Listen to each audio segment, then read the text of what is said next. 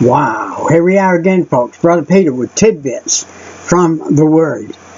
Right now we are living in time, and there has been time since Jesus went to the cross. We are dated from that date. And so this time that we're living in has been presented to us by God the Father. And He has a plan, a master plan. We don't actually, all of us, know what that plan is, but He gives us some insight to it. But by reading books, we can find out a lot. I'm 78 years old and have, in the last 10 years, learned how to read. And in learning how to read, I have found out what I missed throughout my whole life that I didn't read. And so here I pick up, I'm reading a devotional reader right now. I've read dozens of them in the last 10 years. And this person may almost be known by the books he reads. You may meet people and you can talk with them a few minutes and begin to surmise what kind of books they read because of their language, because of their thought pattern, because the way they talk in sentences or whatever. If a man or a woman habitually reads bad books, we can pretty safely conclude that he is a bad man, or he is not going to have good words come out of his mouth because he is swayed by what he reads all the time. On the other hand, if he habitually reads religious books, we can reasonably presume that he is a religious man because of what comes out of his mouth. Why is this? It is because the nature of a person's books is usually the nature of his thoughts. And as a man thinks, so is he. I love that scripture.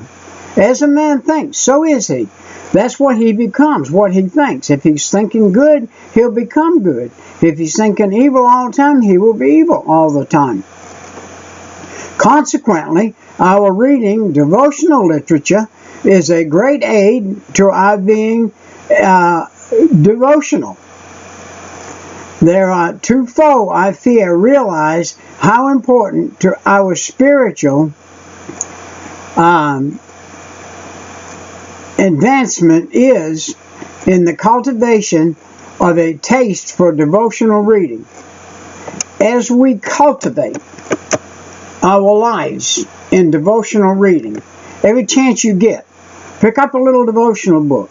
I walk by a Turning Point book by Brother David Jeremiah, and I'll read some little thing in there, and it'll be a turning point in my life. I will get some good out of that. As a rule, those who have a taste for spiritual books and gravitate that taste are proper in the Lord. We will feel like we are growing on a daily basis in the Lord, which is what we need to do. While those who have no relish for such books labor at a great disadvantage.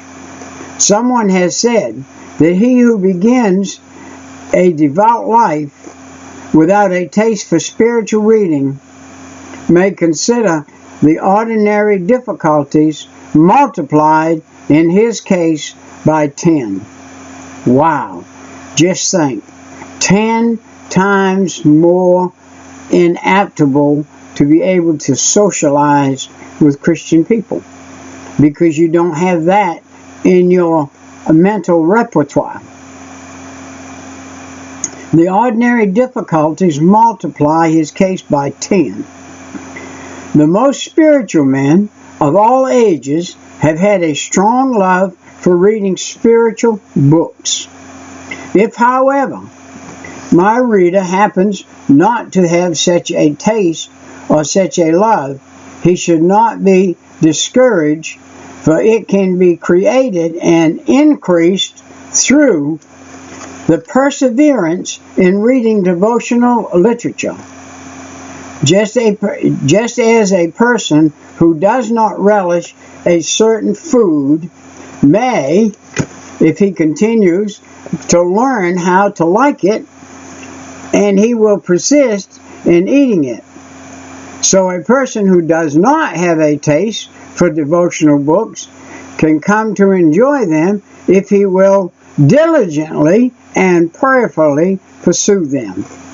This is exactly how this old boy right here has learned how to diligently seek after spiritual reading, investigations, and the intellect, and the warms, and the affections, and the begats in us a desire for more of God's fullness and for a more heavenly life. It is essentially helpful to pray. Now, we need some prayer. Before we start anything we do, we need to say, Lord, I would appreciate if you would bless this right here. If you're not going to bless it, let me know and we won't do it. And when the mind is dull and the spirit's low and we have no inspiration for prayer, the reading of a spiritual poem will often so stimulate the mind, raise the spirits, and animate the soul as to make it easy for us to pray. Wow! Every one of those words are edible. They are edible. Chew them up. Man, this is good. Good stuff. As to what books to read, the Bible, of course, is the best of all. But we need others, although no other book can take the place of the Bible. And none of us should neglect reading it. There are many books that can profitably be read in connection with the Bible. And about whatever devotional book you are reading, do not read too fast. I have the problem. But when I'm doing by myself, before I get on here and read, I try to read the page first. And I try to correct many of the words. I'm a dyslexic speller. So therefore I have to spell a word like devotional up there a time or two and figure out what that word is saying. So think and digest as you go. Let there be a frequent lifting of the heart to God in prayer. Wow! I can hit a sentence and read it and say, "Thank you, Lord." Man, did I need that? I needed that. Oh man, did I need that? It is not to be that flies so swiftly from flower to flower. It's not to be that flies so swiftly from flower to flower that gathers the honey, but the bee that goes down into the flower, a few sentences taken into the mind and heart. How about that? I love that. When I first read that, I said, man, is that is a glass that will hold water right there. And dwelt upon until they have become a part of us, better than many pages read superficially. Now, I'm in a book. The book that I'm in is probably right at 100 years old, from the 1800s. This is a book that my father had. The introduction we have is only one life to live. Only one. Think of this for a moment. Here we are in this world of time, making the journey of life. Each day we are further from the cradle and nearer to the grave. How about that? Isn't that good? I'm 78. I'm further from the cradle 78 years and probably nearer to the grave than the average person.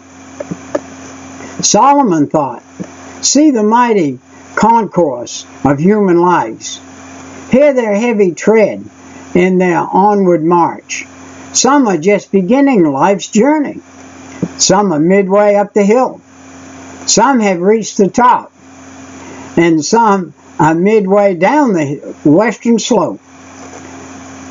But where are we all going? Listen, and you will hear but one answer: eternity." That's where we're going. To eternity. More than likely, if you're not saved, you're not watching Brother Peter. You don't have any interest in what I'm talking about. You don't have any interest in the Bible. You don't have any interest in God. You don't have any interest in spending eternity in heaven. You've not given it enough thought or anything else. Therefore, more than likely, if you don't give some thought to it and ask Jesus to forgive you of your sin, come in your heart and save your soul, you will spend eternity in hell, wishing. In hell you will be wishing that you had changed. You will go back to your boyhood when you get in hell, to a chance when you were a boy to be saved and you rejected. Maybe when you were a middle 20-year-old man, 19, 20 years, maybe when you were 30. But if you end up in hell, whenever it was that you missed the mark, it will plague you forever. Beyond the fading, dying gleams of the sunset of life lies a boundless, endless ocean called eternity. Wow, wait. Can you imagine being on an inner tube and in the ocean so far out that you can't see land on any direction, and there's no water to drink and you're in salt water, and there you are? Could you imagine for eternity being in that situation and not being able to die? That would be wicked, wouldn't it? But hell is 1,000,000 times worse than that. Hell is 1,000,000 times worse than that. Now, I'm reading 100-year-old writings. So here the man says, thitherward, you and I are daily traveling.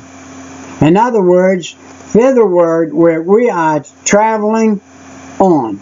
We're traveling on. We're traveling on. Traveling on. I love the word. If you break it down, it shows that it's an active word. Time is like a great wheel going its rounds. Can you imagine getting on a wheel and then you're going round and round and round and around? You're not really going anywhere, but you're going somewhere, but you're not going anywhere. But you're going around, and on it goes. Some are stepping on and some are stepping off. But where are these little steppings into eternity? See that old man with the bent form, snow white locks, and teetering steps? That's tottering steps. Woo, he's talking about me. I've got the white hair. I've got the tottering steps. And the Lord has kept me from being bent. And I appreciate that.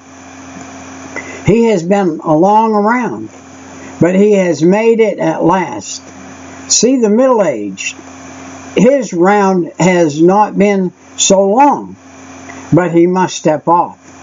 See the youth. He has been only a little while, but he is brought to the stepping off place. He thought his round world would be much longer. He supposed he was fairly getting started. He was just getting started. In this day and age, daily, young people are dying like flies because of the type of life they're living. When that icy hand was laid upon him, and the usher said, "Come, you have made your round, and you must go."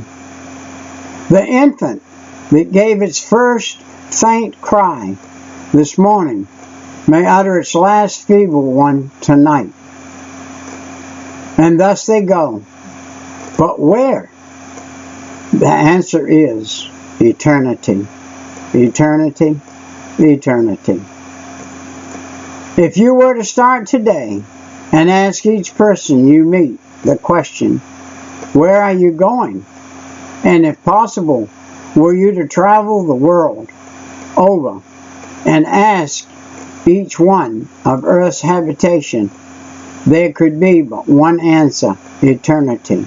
I asked the very man this morning. I pumped gas at a station. The man came out, got in his truck, wearing a mask, thinking about eternity, thinking about if he gets this disease that's going around, he's going to be gone forever into eternity. And I asked him the question, sir, do you know that if you left for eternity right now, would you go to heaven? He said, yes, I would. Thank you for asking. And I gave him one of my tracts. I just changed shirts and I left my tracts out of the pocket. Oh, eternity, long eternity, hear the solemn footsteps of eternity. Only one life, only one life. And then we must face vast, endless eternity. We shall pass along the pathway of life, but once. Every step we take is a step that can never be taken again. With this fact in mind, who does not feel like calling upon the All-Wise to direct his every step? If when we make a misstep, we could go back and step it over, oh, then there would not be such great necessity to step carefully. But we can never go back. We are leaving footprints. Just as our steps are, so will the footprints be, which will tell the story of our life. If we had a scope of lives to live, how to live this one would not be of such great moment. Wow. We should then have 19 lives in which to correct the errors and sins of this one. But alas, we have but one. What then? Should we seek more earnestly than to know how to live? We doubt not, but there is the heart of the render, a strong desire to live life as it should be lived. Think and thank God you can. I'm glad. Think right now and thank God that you're watching this. And thank God that you're being chided to this right here. You can. Your desires in your life to be like the fatal oasis where the weary traveler refreshes himself.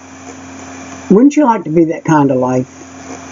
Wouldn't you like to be the kind of person that a worried man, you pick up a worried hitchhiker and he's got his thumb out.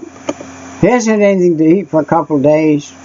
Nobody's really been patient with him and said, hey, let me buy you dinner and give you a couple dollars and give you a New Testament to carry in your pocket and a tract to read and get the chance to put the Lord in your heart and change your life from today on.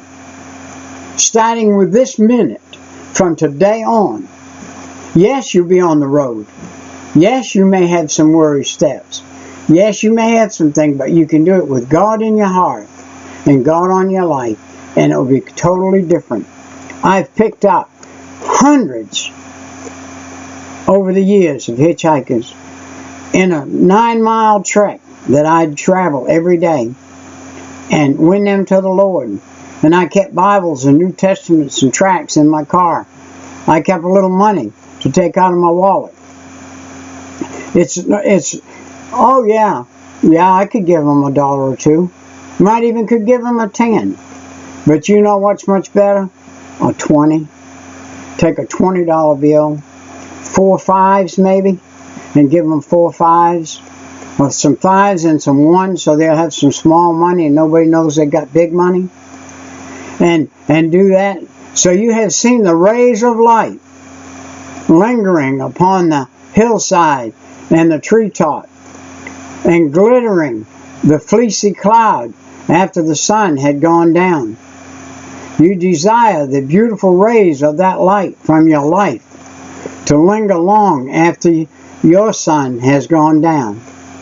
I want the rays of light from this life that God has given me. I can't take credit for it. I'm a man who absolutely, positively, 100% believed that I was going to die before I was 25.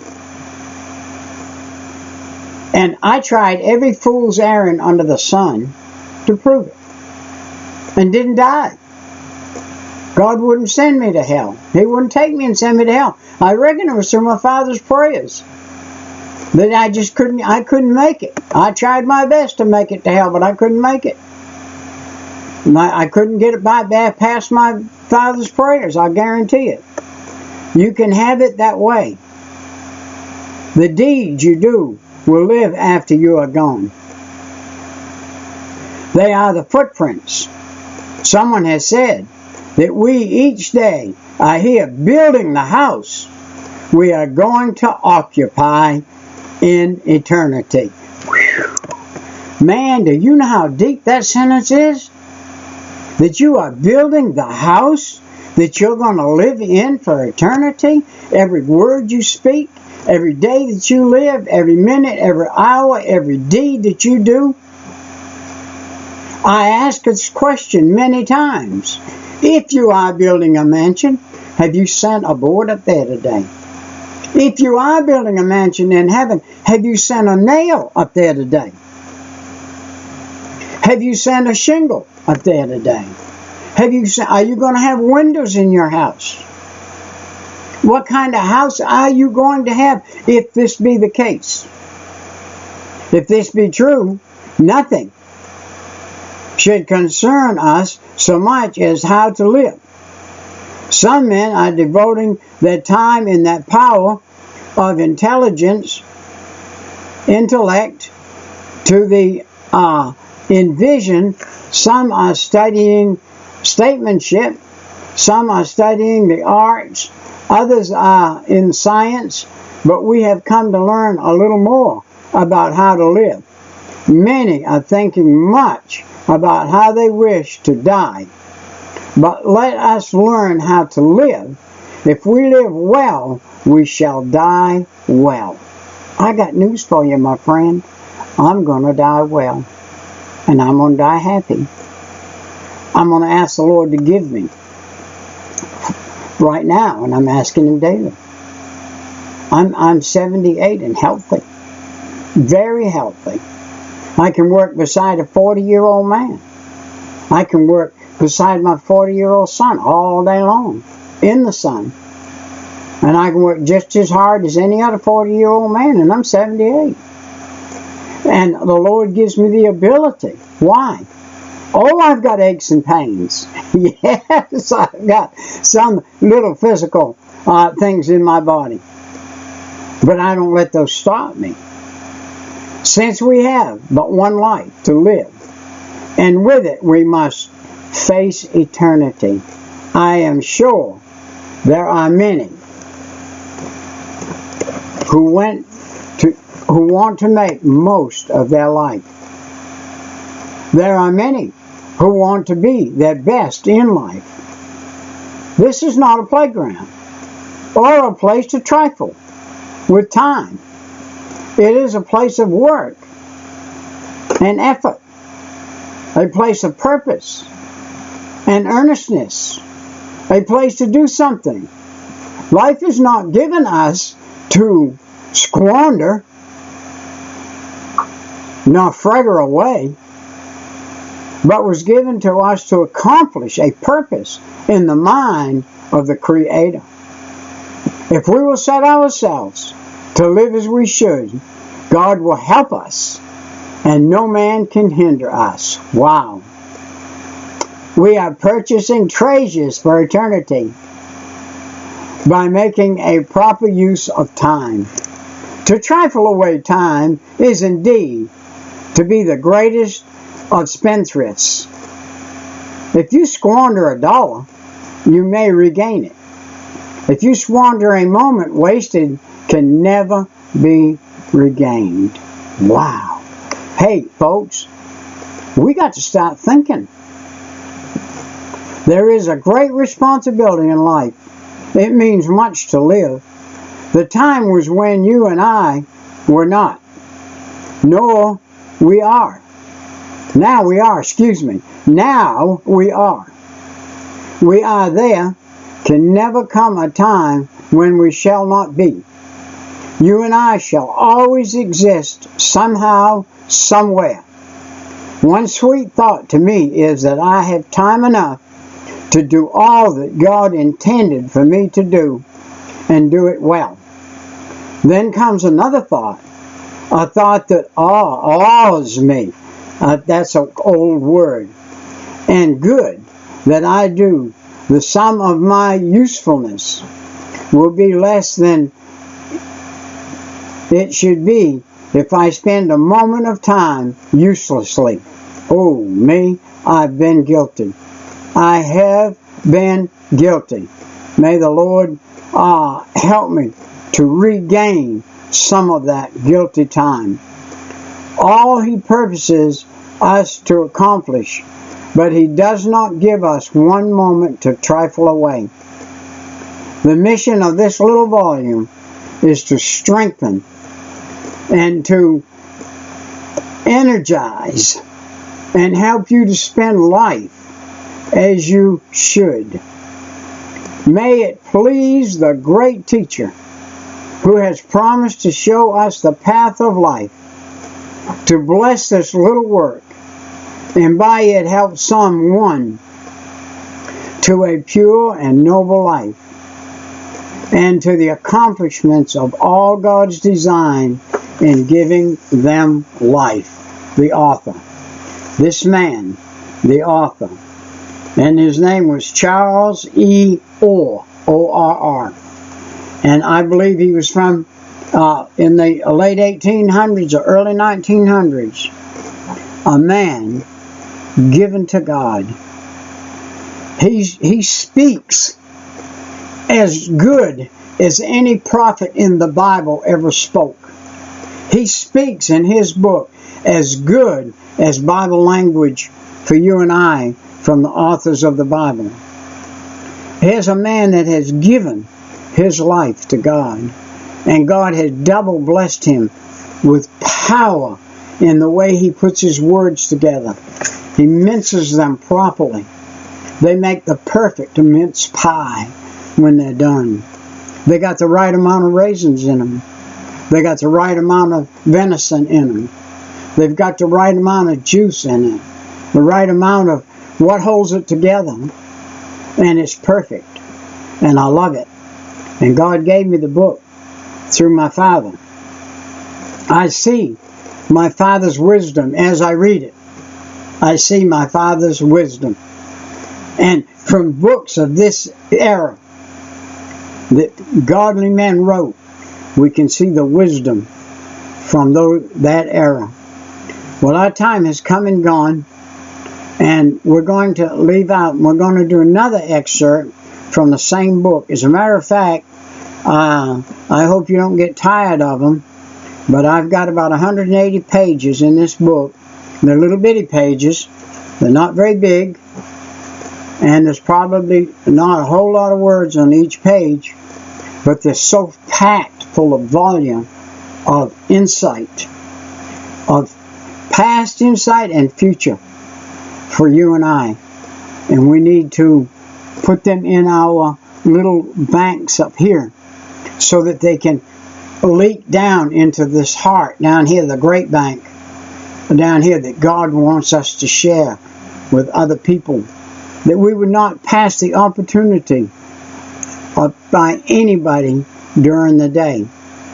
As I go out every morning, I pray, God, have me cross the path today with the person that you want me to say something to the most.